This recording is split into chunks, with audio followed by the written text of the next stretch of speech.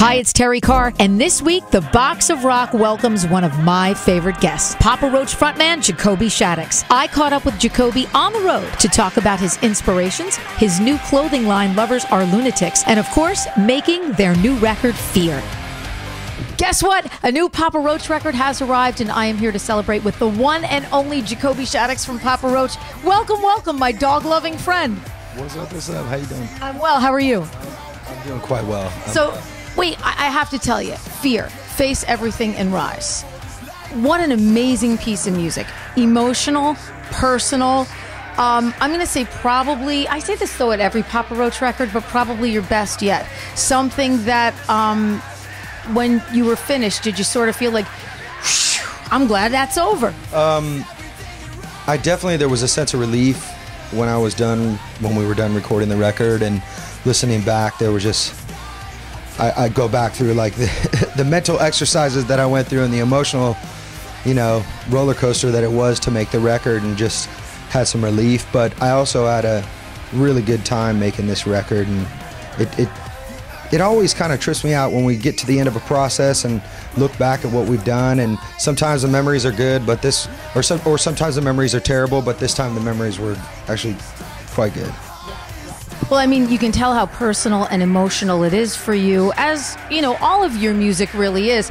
But this one kind of a little bit over the edge for me, I think. Now, you guys did it a little differently, because you went in, you didn't have all the songs written, put together. You sort of went in and said, all right, let's give this a shot. That had to be a little scary? Ultimately, for me, very terrifying. Yeah, I've never done a record like that before. We've gone into the studio with 20 demos and a bunch of different ideas, and this time around I went in with one chorus. I'm like, okay, cool, I'm here to make a record. And but the producer was into the idea, Tobin, our bass player, was into it, drummer was into it, and me and Jerry, the guitar player, were kind of like apprehensive. But then I just decided, I'm like, all right, I'm gonna walk in faith on this one. Like, if all you guys believe in it, then I'm just gonna trust the process. And I jumped in feet first and just was on fire from day one, and it was like a floodgate had opened. And never experienced any kind of writing sessions like that ever in my life. But I definitely feel that they were definitely purpose-driven, and so hence the record F.E.A.R. Well, talk to me a little bit too about the production team, because this team, the father and son team, really amazing. I mean, I love their sound on so many records. So what was it like working? You tell us about it. But what was it like working with a papa and a son production team? It was great. We started working with Kevin as the leader on the first 5 tracks, and so it's like, as a writer, you get to know the producer and really kind of open up and make yourself vulnerable and expose all those things that you hold inside, and because this is a creative, emotional process for us. And just great sounds. He really understood where I was coming from and what I wanted to write about, and really pulled a lot out of me. And then when we got with his son, I'm like, oh man, like I gotta go like get to really know somebody else, and expose.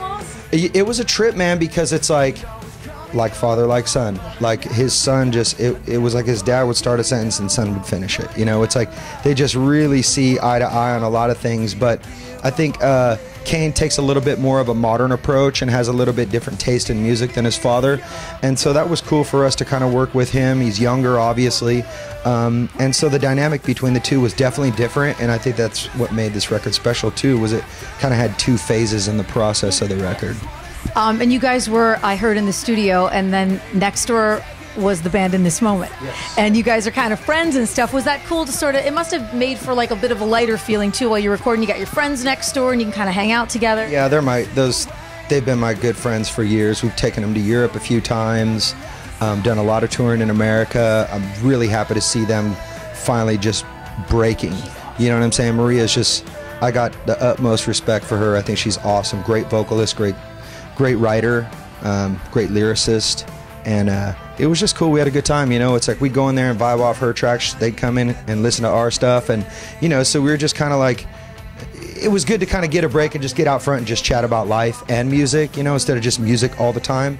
And we took advantage of that opportunity and had her come do a guest vocal on our record. So she's on a track called Gravity. Awesome. Fantastic, fantastic track. So you also have something else going on, this really cool, like, fashion line. I don't want to call it fashion line because that sounds kind of girly, but yeah, you gotta tell us a little bit about Lovers Are Lunatics. Yes, Lovers Are Lunatics. Launched it in last year, conceptualized it in 2013, came up with the imaging and the ideas, partnered up with a friend up in Michigan.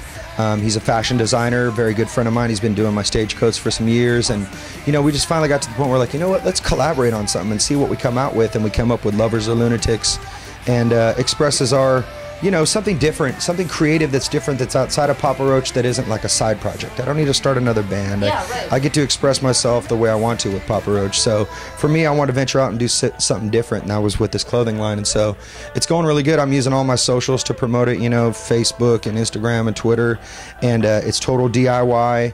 You know, we don't have like investors or anything like that. We started it with, I haven't put a 1 cent into it. No money. We just started it up. We started it up. We met a printer that was like, cool, we'll do the prints, we'll advance it, bam, printed it, start moving it, and so it's total DIY. And you know, I'm coming to the venues, I'm plastering up posters here. I do a we call it hide and creep, where our fans follow me on Instagram. I give them a clue. After doors open, they got to search around the venue and find a special package, autograph poster, you know, T-shirt, and you know, a bunch of little stickers and all that kind of stuff. But it's kind of a cool way to engage with the Papa Roach fans in a different realm. And I'm very excited to see where it can go in the future, because I don't think it's just something that just will live. I want to live within just the Papa Roach fan base. I want to grow this thing, you know, where it's like, I'd like to see it in, you know, the skate shops across America, over in Japan, you know. So that's all, you know, it's all in here. We're like, all right, the passion starts here, the idea starts here, so now we just go do the hard work to make it work. I can tell you too, if you're wondering, gee, I wonder if Jacoby actually hides this stuff himself. I've been following. He does, because I got here and they're like, he's just hiding this package right now. Oh, hide this package. And it'll be right out. So, and I'm looking in the venue, I'm like, damn, he is in there, and he is doing that. So very, very cool. Best of luck with that. And I do have to ask you too, because last time we sat down, we spoke about your love of animals and animal rescue. So you still involved in doing some animal rescue with the family? Right now, we kind of put that on hold a little bit. We just moved, so we're just in transition, and it's just like when you move, there's an insane amount of stuff stockpiled up. But once we get settled, my wife does a thing with Happy Tails. It's a cat rescue, and so she'll get back into that once we kind of get settled.